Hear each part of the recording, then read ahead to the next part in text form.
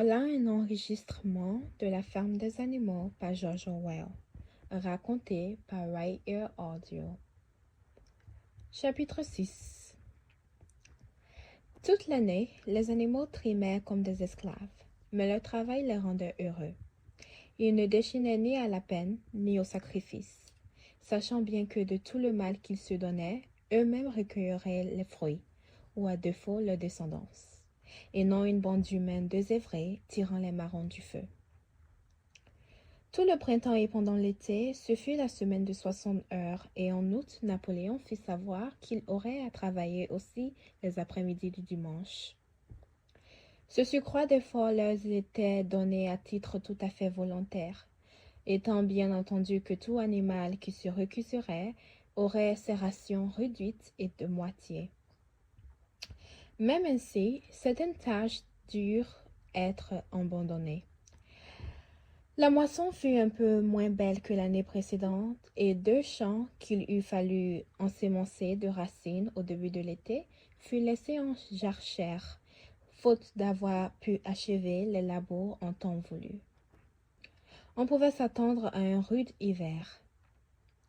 Le moulin à vent présentait des difficultés inattendues.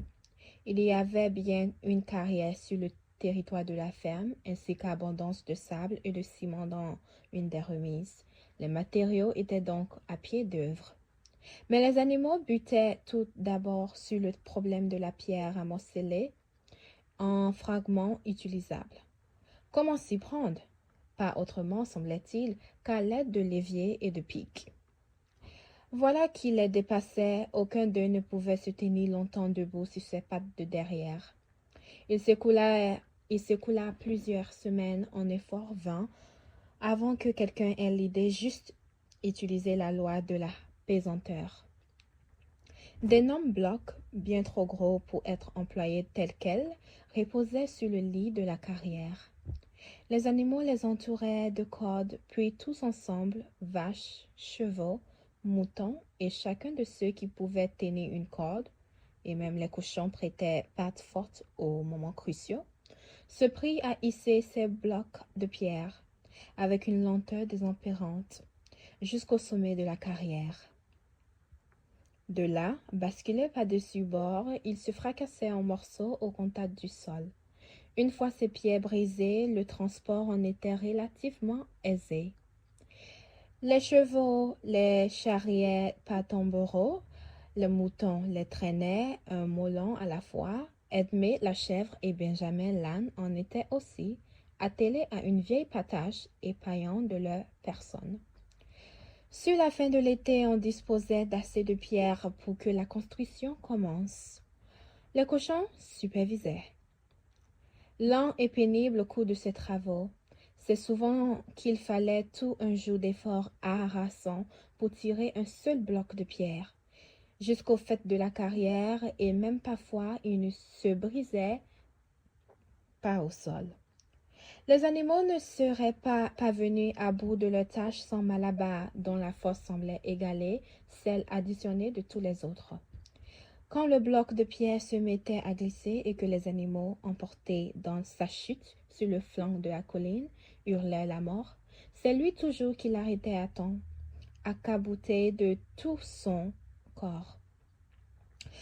Et chacun était saisi d'admiration, le voyant haraner et pouce à pouce gagner du terrain tout haletant, ses flancs immenses couverts de sueur, la pointe des sabots tenant droit au sol.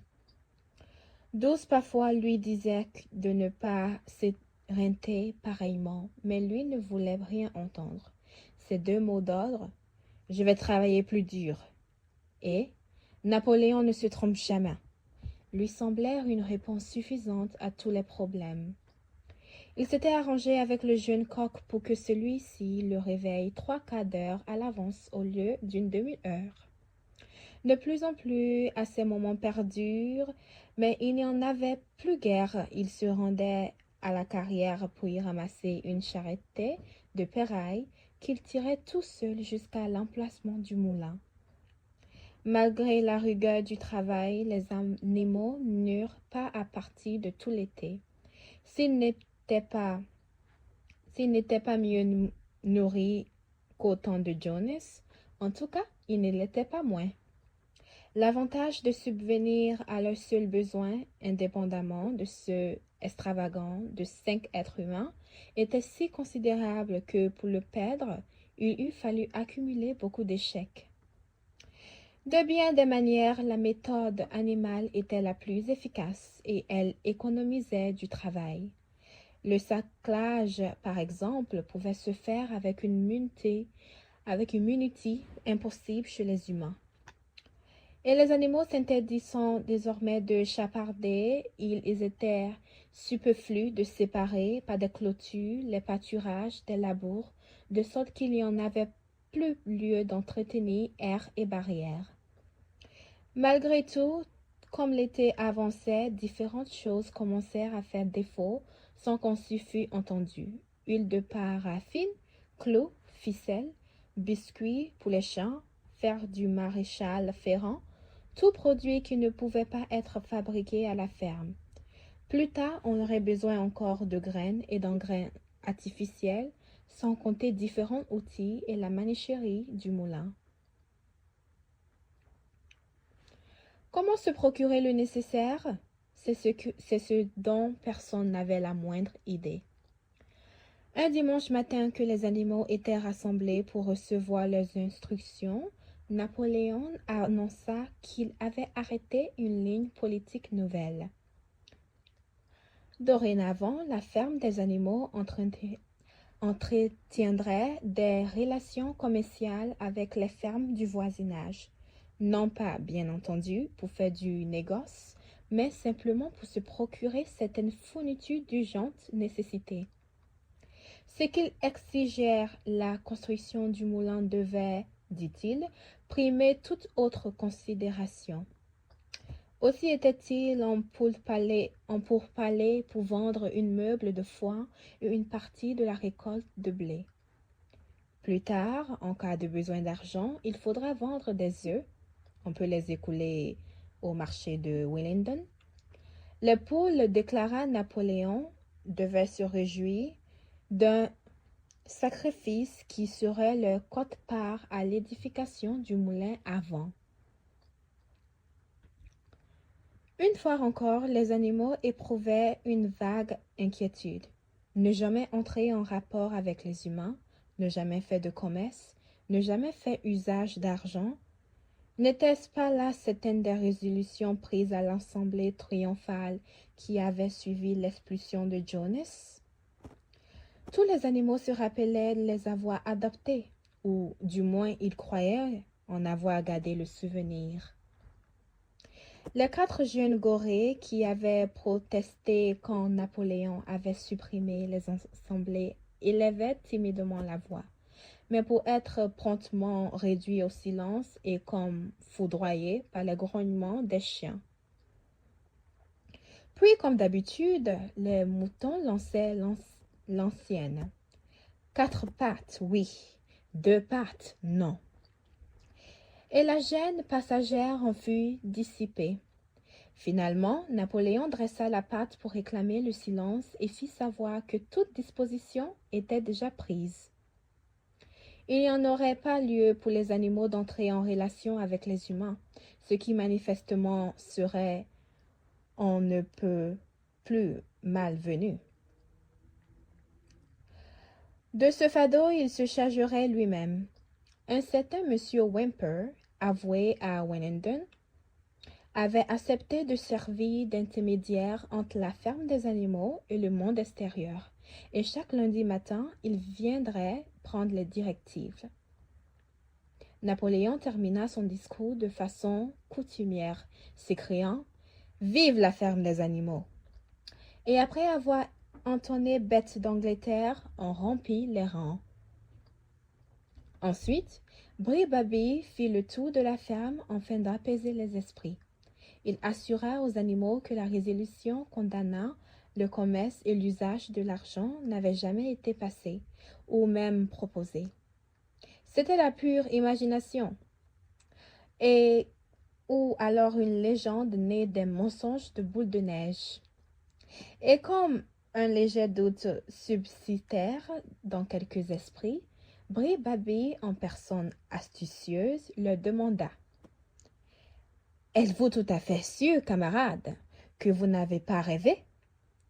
Pouvez-vous faire état d'un document, d'un test consigné sur un registre ou l'autre? Et comme assurément n'existait aucun écrit consigné, les animaux furent convaincus de leurs erreurs. Comme convenu, M. Whymper se rendait chaque lundi à la ferme. C'était un petit homme à l'air rétort et qui portait des favoris, un avoué dont l'étude ne traitait que des piètres affaires. Cependant, ils étaient bien assez finauds pour avoir compris avant tout autre que la ferme des animaux aurait besoin d'un coutier, et la commission ne serait pas négligeable. Les animaux observaient ces allées et venues avec une sorte d'effroi, et ils l'évitèrent autant que possible. Néanmoins, voir Napoléon, un quatre pattes, donner des ordres à ses deux pattes, réveilla leurs orgueils et les réconcilia en partie avec les dispositions nouvelles. Leurs relations avec la race humaine n'étaient plus tout à fait les mêmes que par le passé. Les humains ne haïssaient pas moins la ferme des animaux de la voir prendre un certain essor. À la vérité, ils la haïssaient plus que jamais. Chacun d'eux avait tenu pour article de foi que la ferme ferait faillite à plus ou moins brève échéance, et quant au moulin à vent, il était voué à l'échec. Dans leur taverne, ils se prouvaient les uns aux autres, schéma à l'appui, que fatalement ils s'écrouleraient, et qu'à défaut ils ne fonctionneraient jamais. Et pourtant, ils en étaient venus, à leur corps défendant, à un certain respect pour l'aptitude de ces animaux à gérer leurs propres affaires. Ainsi désignerait-il maintenant la ferme des animaux sous son nom, sans plus feindre de croire qu'elle fût la ferme du manoir. Et de même avait-il renoncé à défendre la cause de Jonas, celui-ci ayant perdu tout espoir de rentrer dans ses biens, s'en était allé vivre ailleurs. Sauf par le truchement de Whymper, il n'avait pas été établi de relation entre la ferme des animaux et le monde étranger, mais un bruit circulait avec insistance. Napoléon aurait été sur le point de passer un marché avec soit M. Burkington de Forcewood, soit M. Frederick de Pinchfield, mais en aucun cas, ainsi qu'on en fit la remarque, avec l'un et l'autre en même temps. Vers ce temps-là, les cochons aménagèrent dans la maison d'habitation dont il fut leur quartier. Une fois encore, les animaux crurent se ressouvenir qu'une résolution contre ces pratiques avait été votée dans les premiers jours, mais une fois encore, Bri Babi parvint à les convaincre qu'il n'en était rien. Il est d'absolue nécessité, expliqua-t-il, que les cochons têtes pensantes de la ferme aient à leur disposition un lieu paisible où travailler. Il est également plus conforme à la dignité du chef, car depuis peu il lui était venu de conférer la dignité de chef à Napoléon, de vivre dans une maison que dans une porcherie. Certains animaux furent troublés d'apprendre non seulement que les cochons prenaient leur repas à la cuisine et avaient fait du salon leur salle de jeu, mais aussi qu'ils dormaient dans les lits. Comme de coutume, Malabar en prit son parti. Napoléon ne se trompe jamais. Mais Douce, croyant se rappeler une interdiction expresse à ce sujet, se rendit au fond de la grange et tenta de rechiffrer les 7 commandements inscrits là. N'étant même que d'épeler les lettres une à une, elle s'en alla quérir Edmé. « Edmé, dit-elle, lis-moi donc le 4e commandement. N'y est-il pas question de ne jamais dormir dans un lit ?» Edmé épela malaisément les lettres. Enfin, ça dit « Aucun animal ne dormira dans un lit avec des draps. » Chose curieuse, Douce ne se rappelait pas qu'il eût été question de draps dans le 4e commandement, Mais puisque c'était inscrit sur le mur, il fallait se rendre à l'évidence. Sur quoi Bribabi vint à passer par là avec 2 ou 3 chiens, et il fut à même d'expliquer l'affaire sous son vrai jour. Vous avez donc entendu dire, camarades, que nous, les cochons, dormons maintenant dans le lit de la maison? Et pourquoi pas? Vous n'allez tout de même pas croire à l'existence d'un règlement qui proscrive les lits. Un lit, ce n'est jamais qu'un lit à dormir. Le tas de paille d'une écurie, qu'est-ce que c'est, à bien comprendre, sinon un lit? L'interdiction porte sur les draps, lesquels sont d'intervention humaine. Or, nous avons enlevé les draps des lits et nous dormons en découverture. Ce sont là des lits où l'on est très bien, mais pas outre mesure. Je vous en donne mon billet, camarade, avec ce travail de tête que désormais nous incombe. Vous ne devriez pas nous ôter le sommeil réparateur, hein, camarade? Vous ne voudriez pas que nous soyons exténués au point de ne plus faire face à la tâche? Sans nul doute, aucun de vous ne désire le retour de Jonas.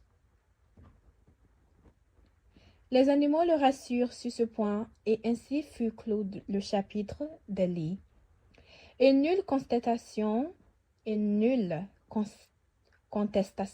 non plus lorsque, quelques jours plus tard, il fut annoncé qu'à l'avenir les cochons se lèveraient 1 heure plus tard que les autres. L'automne venu au thème d'une saison de travail éprouvante, les animaux étaient fourbus mais contents. Après la vente d'une partie du foin et du blé, les provisions pour l'hiver n'étaient pas fort abondantes, mais le moulin contrebalançait toutes déconvenues.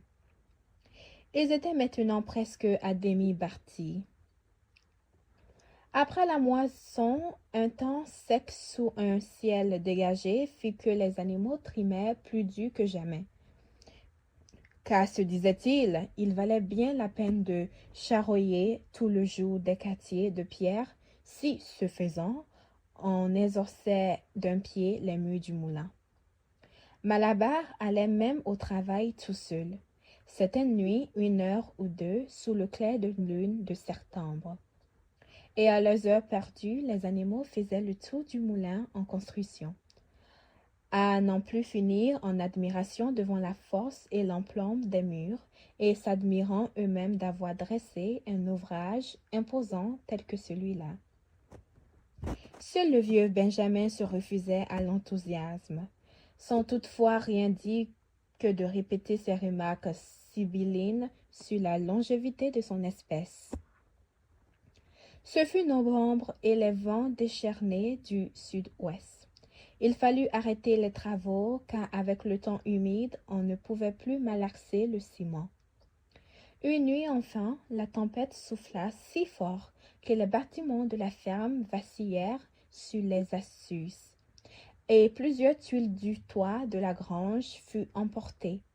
Les poules endormies surssautèrent, caquetant d'effroi.